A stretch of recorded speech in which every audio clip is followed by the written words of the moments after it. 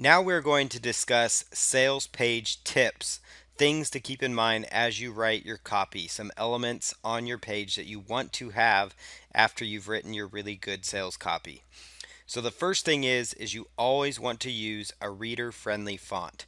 So some examples of reader-friendly fonts are things like Arial, Verdana, Courier New, Times New Roman, and Tahoma. And you'll notice I actually highlighted each font so you can see what they look like. These are really good fonts. They're easy on the eyes. So you want to try and stay away from like the script and cursive type fonts because that is difficult on the eyes. And if it's difficult for them to read, they're not going to stay and read your entire sales copy.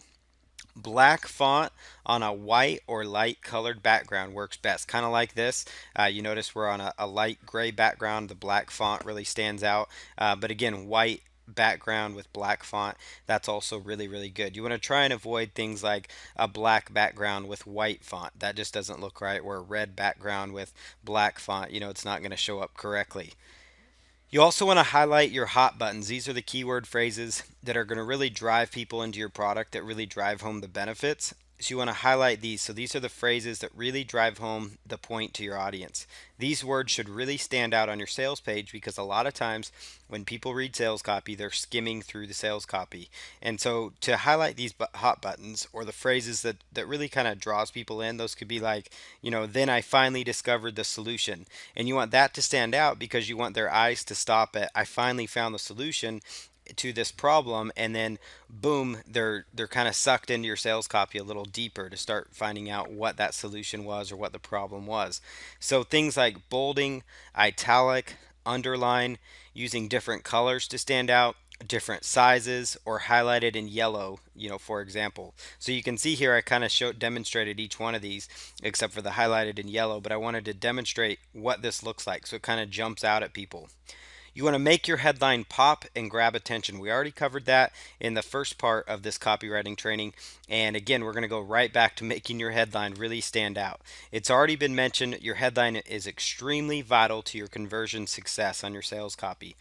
Try to promise, again, some kind of a benefit or reward for reading that page, and you really want to lure the reader into your copy, and in your headline you want to try and use things like with red font as well to really jump out and pop off the page. So a bad headline might be something like send large files to your friends. Like let's say you had a file sharing website. That just isn't very appealing. But here's a good headline: the easiest, most trusted way to send super large files, or this makes all other file sharing applications obsolete. So what you've done there is, instead of just saying, hey, you can send large files to your friends, now all of a sudden you've said this is the easiest, most trusted way to send large files. Or the other option is that for a good headline, this makes all other file sharing applications obsolete. Those last two are going to really draw you in a lot more than just saying send large files to your friends. It's going to make you stop in your tracks and say, whoa, what am I missing out here? Because this file sharing application that I've been using might be obsolete, so I want to watch this. So not just files, but super large files, and then not just a way, the easiest and most trusted way. So instead of just saying, this is the feature of the product, that's what that bad headline does, and it says you can send large files to your friends. But this other one, it says, hey, super large files, so it really draws home a point even more, paints a better picture, and it's, not just a way to send files to your friends, but it's now the easiest and most trusted way. So right there, you instantly just drawn people in. You also want to create reader-friendly paragraphs in your copy. So try to restrict them to 4 to 6 lines each because you don't want to have long form, sales copy which has a whole paragraph, long paragraph that's 10 to 20 lines sometimes, and it's very difficult on the eyes. People skim when they read copy. I already mentioned that, and that's why doing the hot buttons is really important. But you also want to make it easy on the eyes, or they're just not going to read it, plain and simple. They're going to leave that page if the font's not good, if the hot buttons aren't highlighted, if your headline doesn't pop, they're not going to stay around. So these are all factors, they all have to work together. You want to stay clear of long 10 to 12 line paragraphs, and vary the length of your paragraphs as well, from short to a little bit longer, but you don't want to go as long as I was mentioning there in the middle. You want to try and limit it, maybe 4 to 6 lines each, and maybe a few times maybe have like one sentence to make up an entire paragraph, especially if it draws home a point, because that's going to make it easier on the eyes. It's going to flow more naturally. So it doesn't mean you need to make everyone exactly 6 lines or exactly 4 lines, but try and vary it a little bit, but don't get too long, and don't be shy about using a couple short lines to really draw home points. Another thing to do is draw attention and promote continued reading with subheadlines and more. So subheadlines are typically are bolded or different color to stand out, so they would jump out at you, and those would kind of, lead into like bullet points. They'd be the heading for a paragraph that really drives home a point as far as what your product does. So, other things to look at are bullets. Those really draw home additional ideas. Bullet points could just be, 4 or 5 lines that really drive home a benefit of the product or a benefit of what they're going to get from going through your training. A numbered list, those also kind of stand out and jump out at people. Typically, you would try to center like the subheadline, the bullets, or the numbered list to really draw attention to them. Try not to overuse this though, because you can overuse bullets, you can overuse numbers, you can also overuse on color and bolding and things like that, because if you do overuse them, it kind of renders them, obsolete on the page, because then if it's being used over and over again, people are going to notice that and it's not going to draw attention. Create hope within your sales copy. Convenience, comfort, and relief from pain, whether it's emotional or physical pain, it's what people are seeking. That's really the bottom line. So you want to really create that hope that your product is that solution. Give them hope that your offer can help them. And then create a sense of urgency as you're doing your sales page copy. Add incentives to the offer to encourage faster action, so they get an additional time limited bonus that they might be able to jump at. Possibly take away a bonus if they're slow to act, So for those that are slow to get in here, we're going to remove this bonus at this point in time. Let them know about a possible future price increase. At any point, I could raise the price on this product. Even if you don't have a set date, it's always a good idea to eventually consider raising the price of your course here and there. So you could actually say that as well. Be the authority. Really drive home that you are there to help them. That's really, really important. You are the expert. You are that one person that can help them. If you can portray that message in your copy, you're going to be much better off.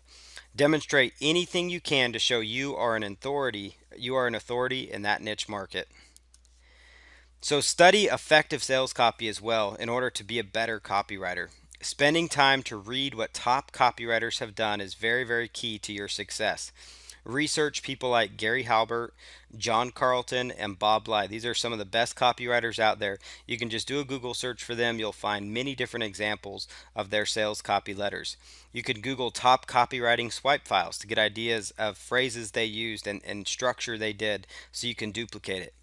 Old sales copy from the old ads is some of the best material. It still works to this day. Copy is one of those things that stands the test of time. So if you can become good at it, it could actually lead into a whole nother facet of your business where you could write copy for people.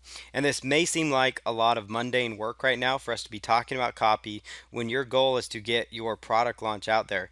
But the beauty of this, if you can do this yourself, it's not going to cost you any money to do your own sales copy. Another thing to do with your sales copy is to proofread it. Poor grammar or bad spelling will crush your credibility. Simple proofreading from your preferred word processor is a really good start. It's going to catch spelling errors, possible grammar errors, those types of things. Be unique and understand your unique selling proposition, which is also known as your USP. So, what distinguishes you from the crowd? Is there a certain way that you found your solution that makes you better? Is there a certain way your product is better than a few of the others that maybe you reviewed or that you know of or that you found online?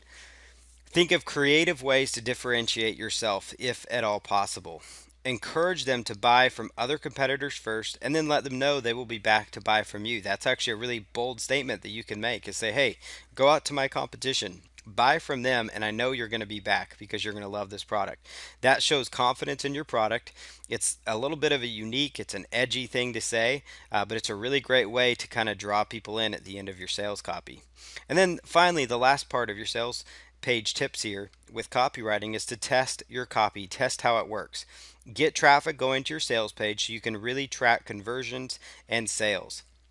And then another thing to offer is your guarantee. Offer money back guarantee to your offer of at least 30 days. That's going to basically remove all risk. And we kind of covered this in the previous part on copywriting, but it's really important, just like the headline, we want to drive that home because things like this, like a guarantee, that's going to make people want to purchase from you. It takes away the doubt in the reader's mind.